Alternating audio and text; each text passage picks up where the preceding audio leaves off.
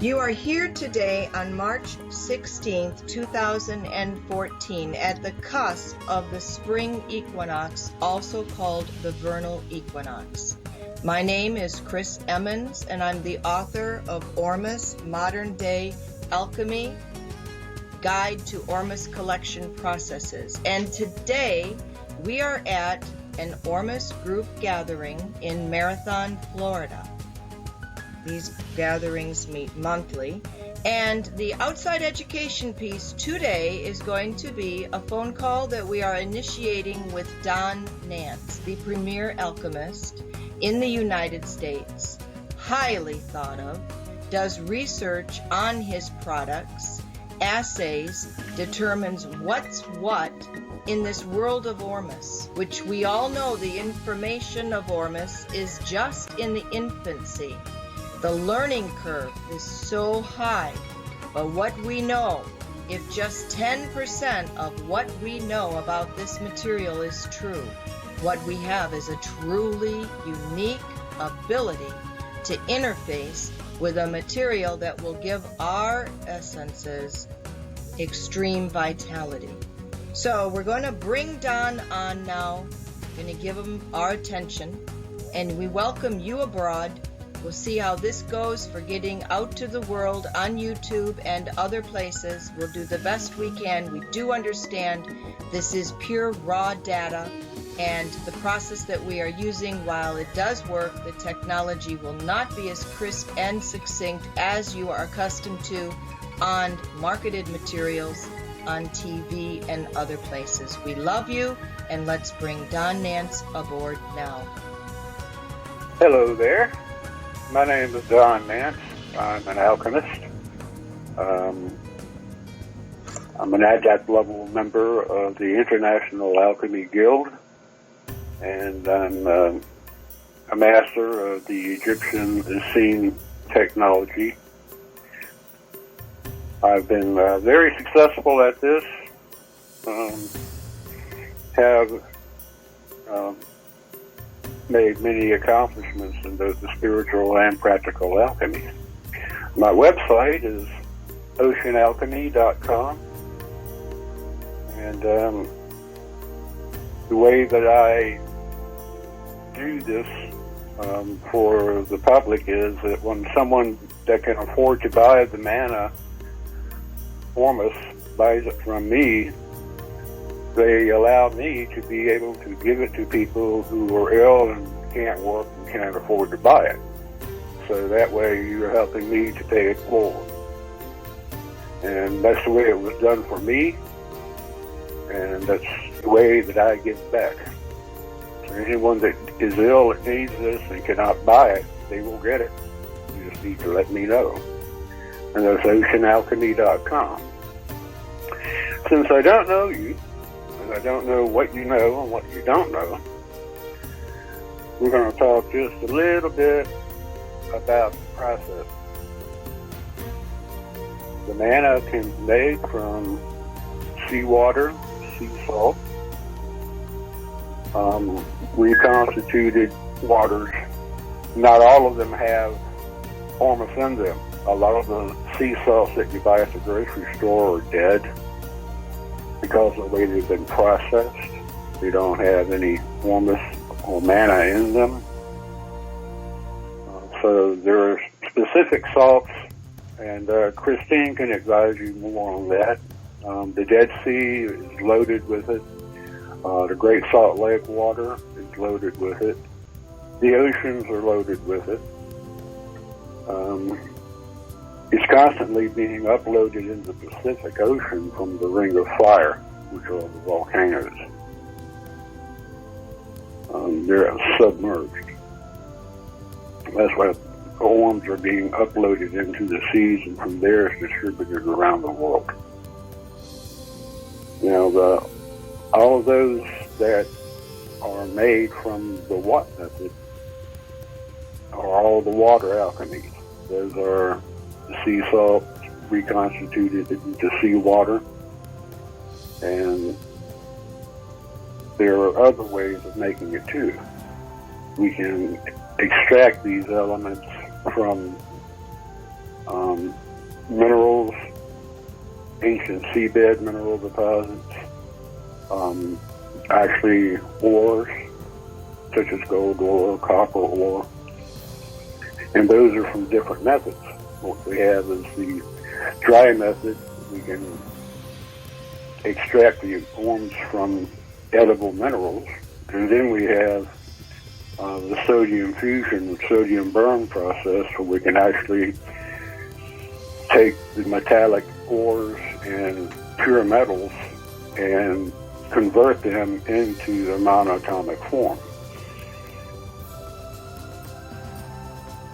Since right now we're coming up on the equinox, I'll talk a little bit about that, because all of this really needs to come full circle before it'll make sense to you. In alchemy, we're dealing with fire. Either a vulgar fire, which is a common fire that burns your finger like a match or a furnace. And then there are subtle fires, etheric fires. The most sacred of which is actually the spark of life. And then there are other fires that are really subtle, polarized light, such as that is reflected from the moon, etheric light radiating from the stars, or reflected from nova. These very different forms of fire, from the subtle to the common gross fire, all have a different energy. And what happens during the full moon, we're getting much more of that polarized, reflected energy from the moon. In alchemy, this is the feminine energy, and the sun is the masculine. When we have the solstice, we have planetary alignment. These concentrate the various etheric forms of fire. And we have these basically twice a year. And around these times, it opens, windows open, where the energies are best for gathering materials from nature, for basically beginning processes or completing processes. The first and most important window is the one that's opening now. It is from late March through May. This is a time when we would go out and gather material from nature. We would gather our dew. We would gather our seawater. We would gather our minerals. We would gather our ores. We would be looking for those materials that we would be working with throughout the year. And this time of year, when we gather those natural materials, they are at the peak of their potency. They're at the peak of their aliveness. Their life force is the strongest. That's why we want to gather them at this time period. Now, there's a second window later in the year, which is mid-September through November. And that is the time where we might be completing the process that we began here during this first window, or we might be beginning another process, or we run out of some materials and need to gather some more materials.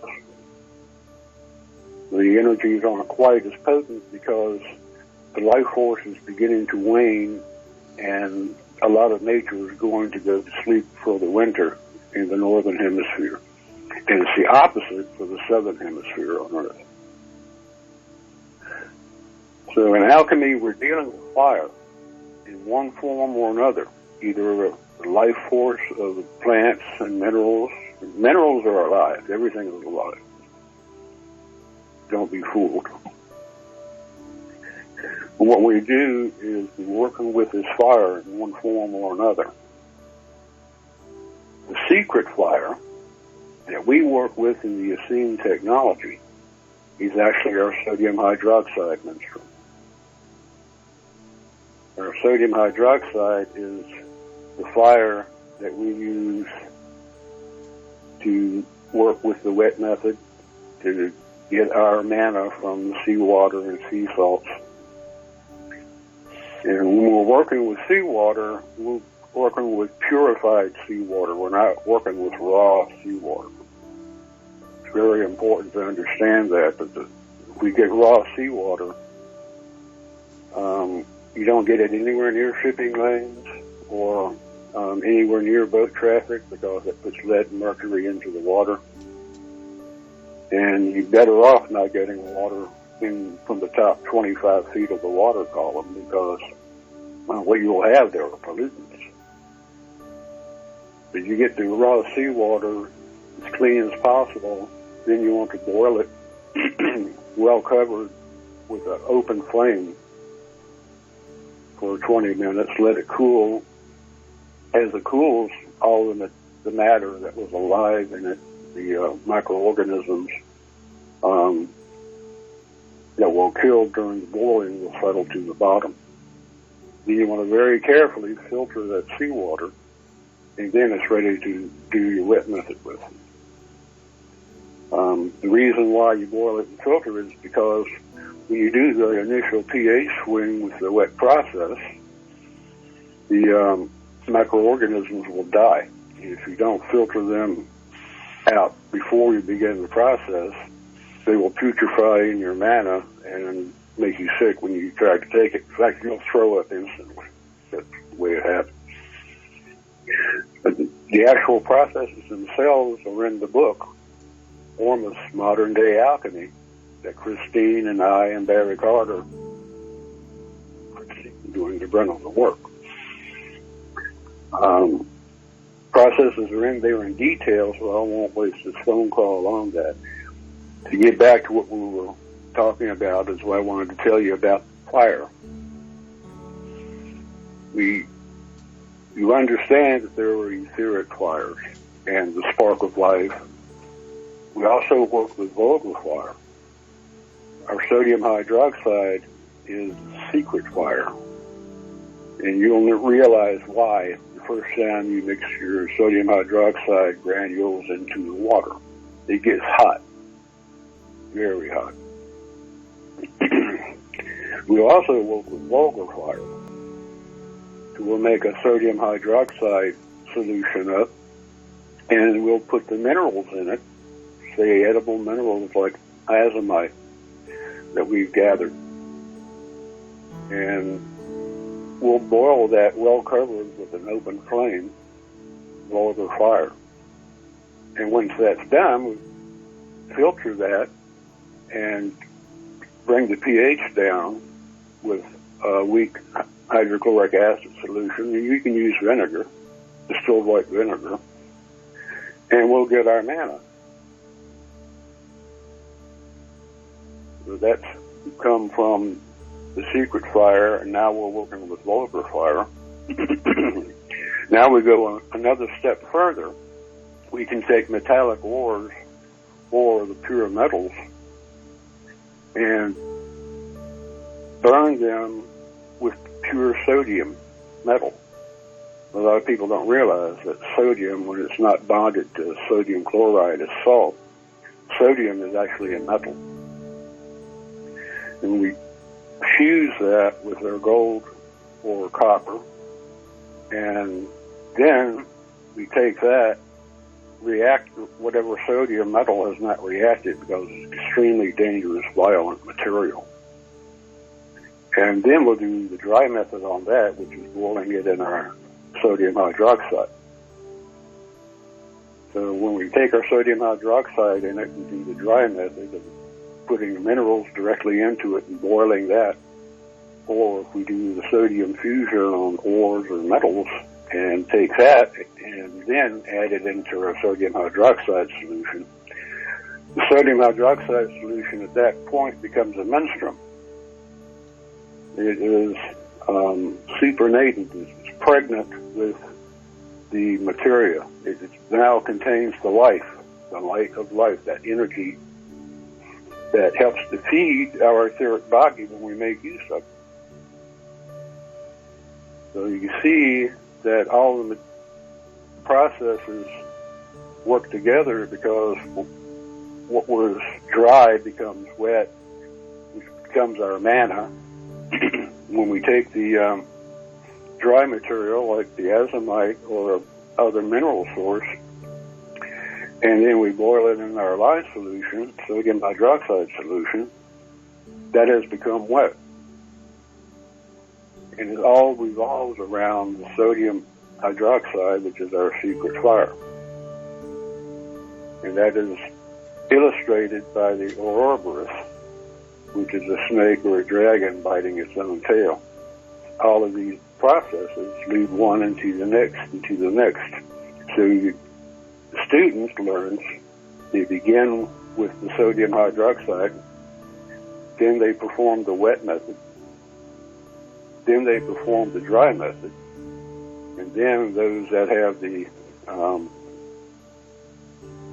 aptitude or desire will learn the sodium fusion, sodium burn process, and that is the epitome of our work.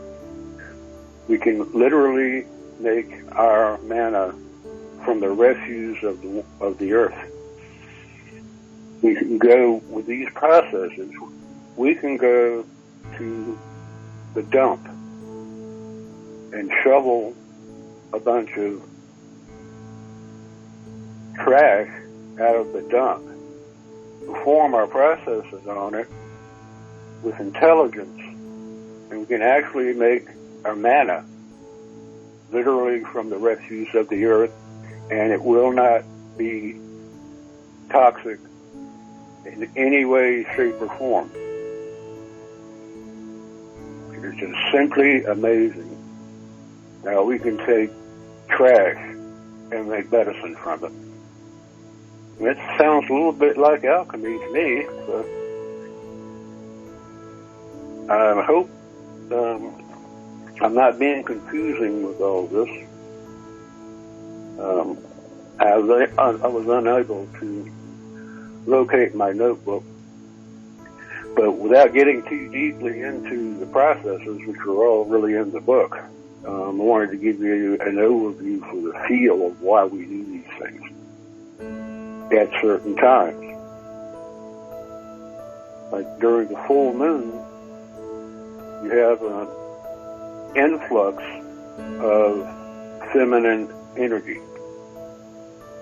And that energy is present from 3 days before the full moon and 3 days after the full moon. It lasts a full week. Okay? Well, we have these equinox. You last for several months, where the peak is actually about 6 hours during the actual peak of the alignment. That's the time where you've heard, you can stand an egg on end and it'll stand up. I've done that several times, it's true. Egg will stand up by itself. Stand it there, hold it, you can feel it vibrate, and then just let go, it'll stay there. And 6 hours later, it'll fall over. Boom. But, these energies are real. It's not anything that, I'm making up. We can physically see an egg stand on end. Who's making that up?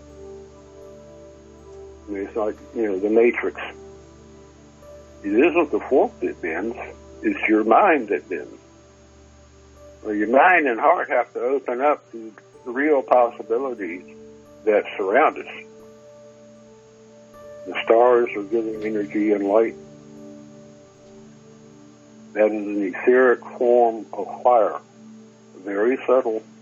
But these things feed our life force. They feed that spark of life, the thing that keeps us alive.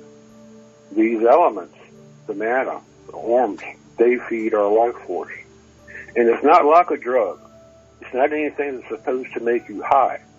What it does is, over time, feeds your life force, raises your life force. In turn, since your life force is raised, your immune system improves and increases. And you get to a point where you've ingested these elements, you've raised the light in your life force is high, your body, then naturally your life force overcomes any disease force. That is how these things heal. It is not the elements themselves that are actually doing the healing. It is your life force that is actually overcoming the disease energy, and you're able to heal. It's natural. Most everyone, when they begin taking these elements, they are, within a week or two, their body is remembering. It's something that we used to take thousands of years ago. Back then, what happened is, basically we used these materials so no one got sick. And it was, unfortunately, a lot of the energy, a lot of these materials were reserved for the elite status people. And the pharaohs and the priests would have them. The first recorded instances, whether it's true or not, the common people had access to it, is when Moses was supposed to have burned the golden calf and strawed it upon the waters so the Israelites would eat of it. It's when he came down from the mountain and caught them worshiping the golden calf.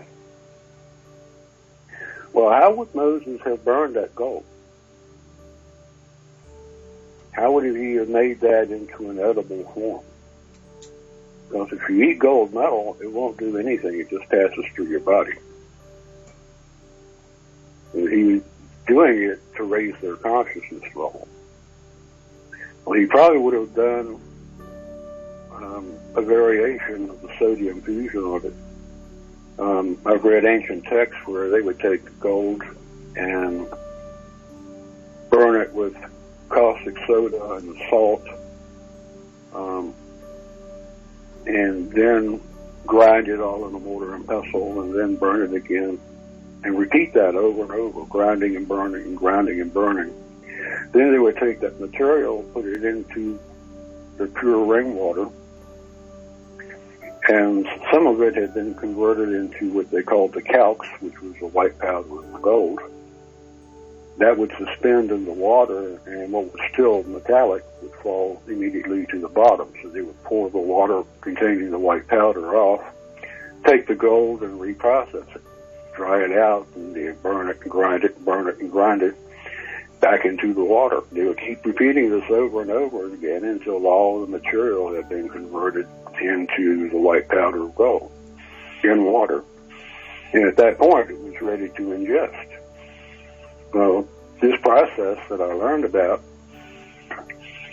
from 1470 was the year that that treatise was published. The year 1470. Now, they knew about white powder of gold back then.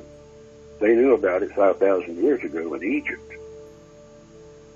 In fact, you read some of Lawrence Gardner's books.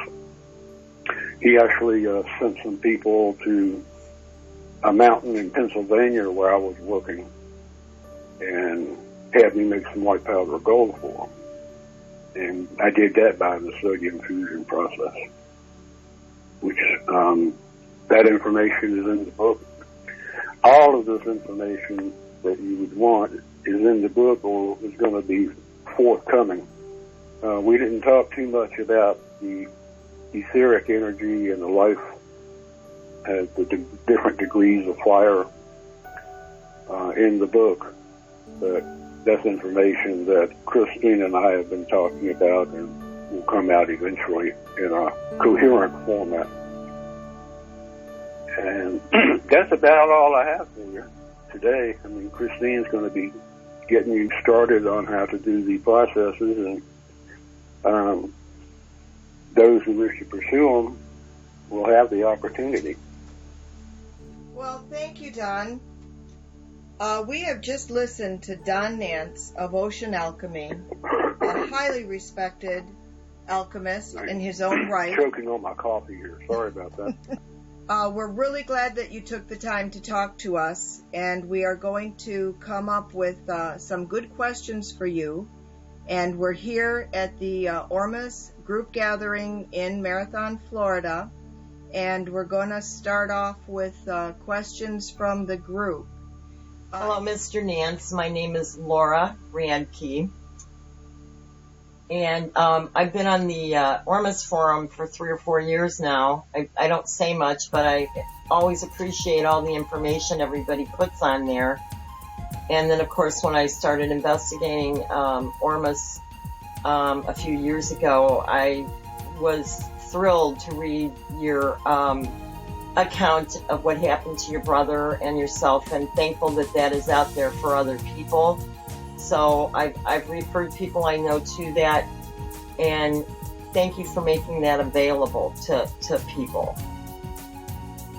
I guess I don't have a question at this point, and I just needed to say that to you personally, since I've never had any actual personal contact with you.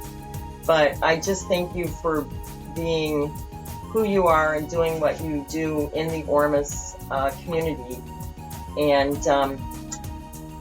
that's what I wanted to say. And if I think of any questions in the future, I will definitely let you know. But thank you for your explanation, and I appreciated all the alchemical terms that you've used that I probably didn't put into the right places in terms of describing the fire and things like that, even though I have read some alchemical texts. So I found your presentation to just be extremely informative, and appreciated you talking as an alchemist in your explanation. So thank you again, and nice meeting you via phone. You're welcome. I tell you, you can learn more about what is done with this etheric energy, the information from it. You can look at publications like the Mutus Liber, Okay. which is Latin for the silent book. It's all pictures. And you're showing how to gather dew, how to gather rainwater, and how to cook what you make in it. And what they don't tell you straight up is that you take your dew, but then they show it having a solid matter in it.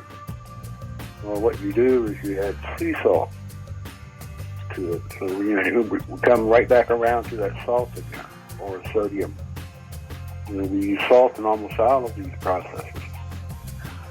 So that's the key ingredient. Most times when you're looking at an alchemical treatise and they're telling you something that's obviously not right, usually what they're hiding is salt or sodium hydroxide, or the caustic sodium in one form or another. Thank you again. That's very interesting. Hello, Dan. My name is George Agelis. I live in Key Largo, Florida. I got into the Ormus meetings by Christine, and she's my friend for years now. And there's a lot of things I do not understand yet. I started using it a couple months ago, and I see a different change in my life. I feel better, and I'm sure there's a lot more there to be learned. From whatever you said before, it will take me a long time for me to figure out a lot of those things. But I got an attention, you said something about an egg standing. So can you tell me a little bit more about that? Basically, what you have are planetary alignments. Okay? And that creates a very subtle force, a subtle energy in celestial bodies. Now, all these are moving. They're all spinning, just like the Earth and the Moon.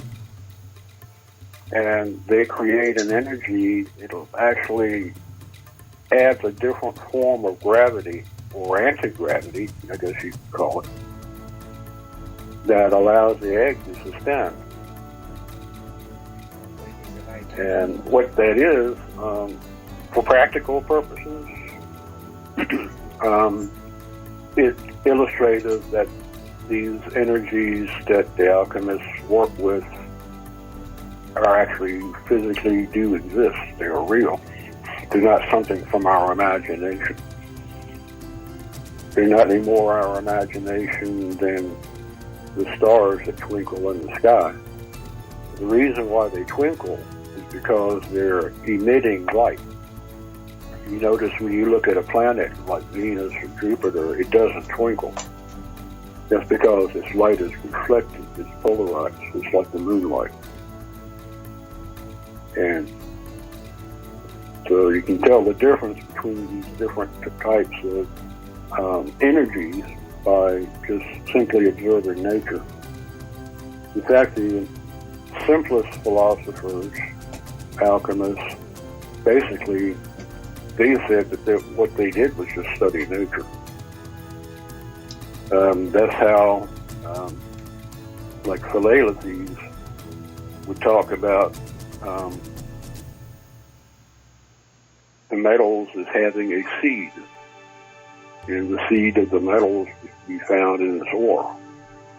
Well, I can take gold ore and do a process on it and get much, much more white powder from it than I would get from an equal amount of pure gold. So it's true that the seed of the metals, the white powder, the monatomic form, is in the ores. So when you look at it like it's a seed, if you realize in nature a seed contains both the plant and the fruit. The seed is the whole kit and caboodle. The way that these processes work, if you do them correctly, there's no way you're getting heavy metals or any toxins at all.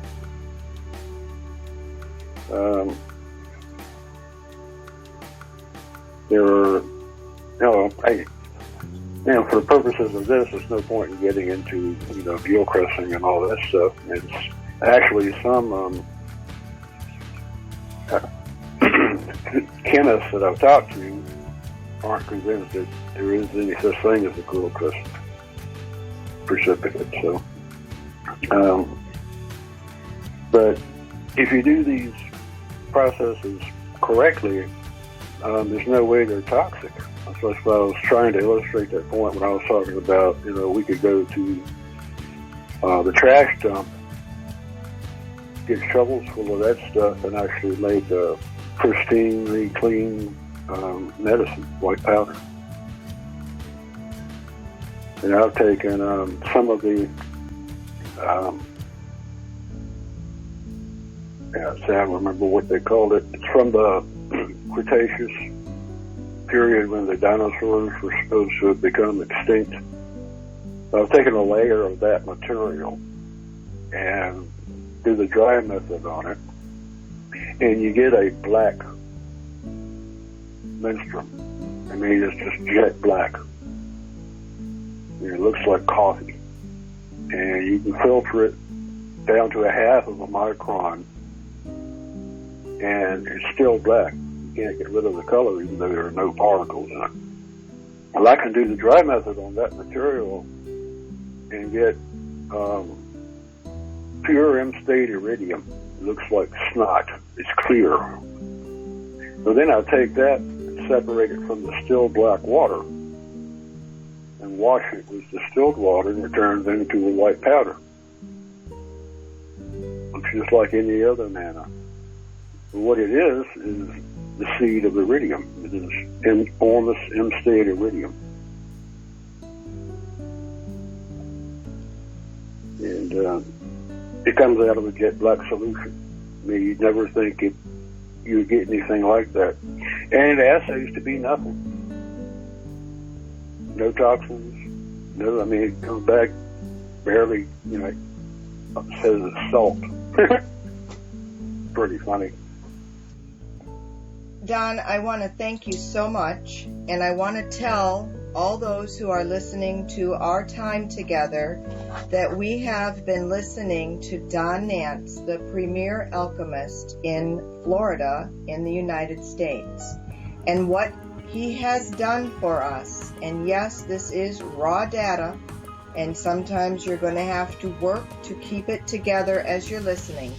But what he has done for the world for the first time is to give you the seed of the knowledge about the Essene technology.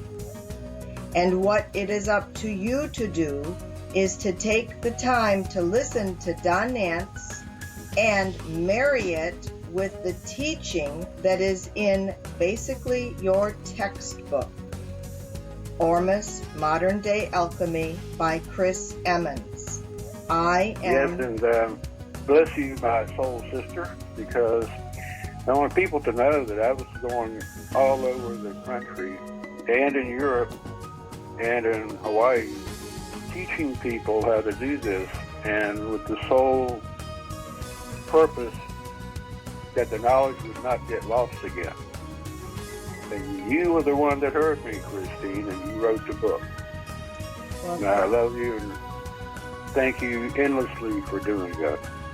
Thank you, Don. I want the world to know that Don was my mentor, and I also had other mentors who were pure research/alchemists, and also Barry Carter. So when I share with you information, it is powerful that it comes from powerful sources. And I want you to get that the path of the seeker in the Essene technology to collect this wonderful high vitality material is laid out for you at your feet in Don's words here and in the book. Now your feet need to move forward and do your due diligence to own it, and you will be happy beyond belief for the rest of your life. We want to thank Don for being here with us today. We all want you to have a wonderful time of your day, whether it is the morning or the evening or deep in the night. We are all attached to the one. We are all together in this world together. Enjoy, just enjoy your journey. Be well, everybody. You take care of yourselves and take care of each other. We're all here together. I mean, there's nothing separate. We're not separate from one another as so many people believe. We're all intimately connected, and we need to assume responsibility for ourselves and responsibility for humanity. And with that, I'll leave you and bless you all. Thank Bye-bye. you.